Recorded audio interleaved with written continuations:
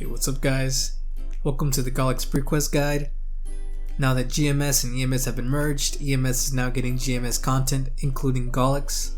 This is also part of my Life of DB series. I'm going to cut this video into 3 major parts and going to streamline the quests because it is very long. I'm going to leave timestamps in the description down below if you want to check that out, so you don't have to watch the whole video, just the ones you're interested in. Part 1 being Crimsonheart Castle, 2 the Demon Refuge, and 3 the Labyrinth. So let's get started. So you're going to want to go to your light bulb and look for the quest called To Glendo's Library. We will have Crimsonheart in really huge brackets. You will be teleported to his library and you will take all of his quests to have Crimsonheart in brackets. Once that's done, it'll give you access to the Crimsonheart Castle, which is located in the dimensional mirror. Once you're there, you're going to want to talk to Pepper and Ridley. Once you finish talking to Pepper and Ridley will give you a series of quests called A Battle With. These quests represent the doors on the top left from right to left. Each quest will include killing a certain amount of mobs on both maps that are located in each door having 2 maps. Once you finish those quests, after each quest you're going to have a series of minigames you'll have to do. The first one being a shooting quest where you shoot ghosts with a certain amount of ammunition with a certain amount of time. The second one being a climbing quest which you can use haste on to make it a little bit quicker. The third one being a jump quest. And on the last quest, he's going to make you go to the bottom right door and fight a mini boss called Master Red Nurg. Once you turn that in, he's going to make you go back to that room. Then you go to the room on the far right, which is like a little altar area. Then you go to the right of that room on the top right, and there will be a statue called the Battle Statue. Once you talk to this statue, he will unlock, or she will unlock, the barrier that's holding the door closed in the main hallway where you fought the boss.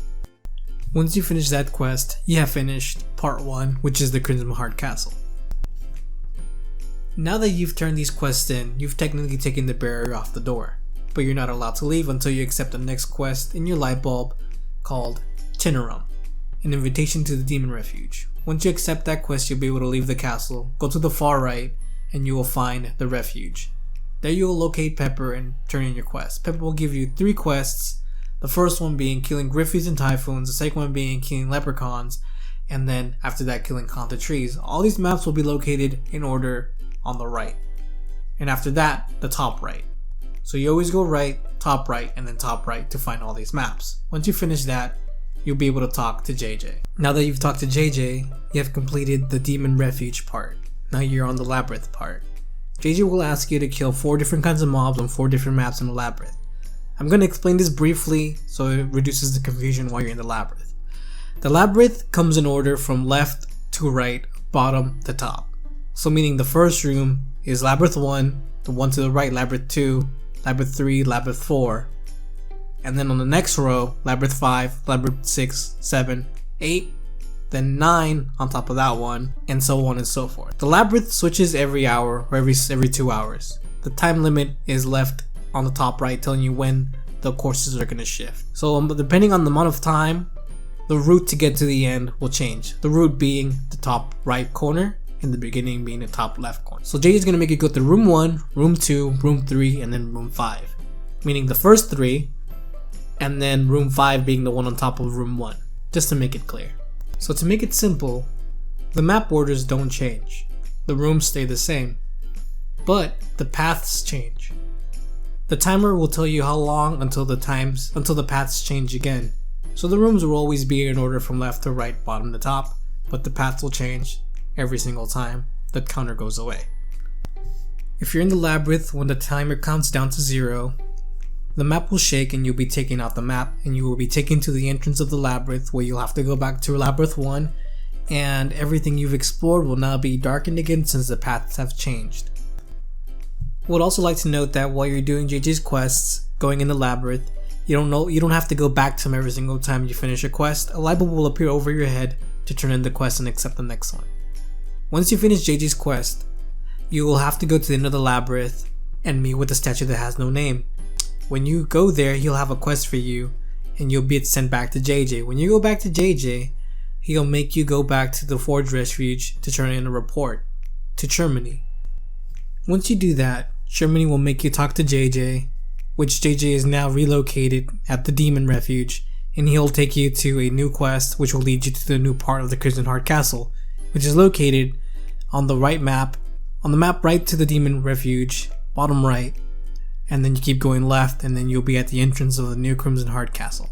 When you go inside, you're going to be greeted by an unknown device. You take its quest, and then you go left. There's going to be a jump quest which allows you to use skills, and you go all the way into the end until you reach a room with a huge set of stairs, and you wait there until a quest appears above your head. You take the quest, allowing you to enter the room where you will find Hila or Hila, depending on how you pronounce it.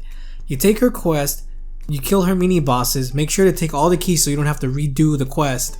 Once you finish that quest, you turn it in, she disappears, and you make your way back to the Demon Forge to turn in the quest to Pepper. When you turn in the quest, you get a light bulb over your head, and you will tell you to go to the end of the labyrinth to meet the unknown statue again. He will give you a quest to collect 100 memory imprints. It is a very rare drop, so try to use as much drop gear as possible, and if you don't have any, try to wait for a 2x drop event because it is a very rare drop. It can take anywhere from 30 minutes to 3 hours depending on your luck and drop rate. Once you turn that in, you'll be allowed to go to the portal on the right where you'll be greeted by the Tree Heart Guardian. She'll give you a quest very much like the last quest you've taken, so make sure to bring your drop rate.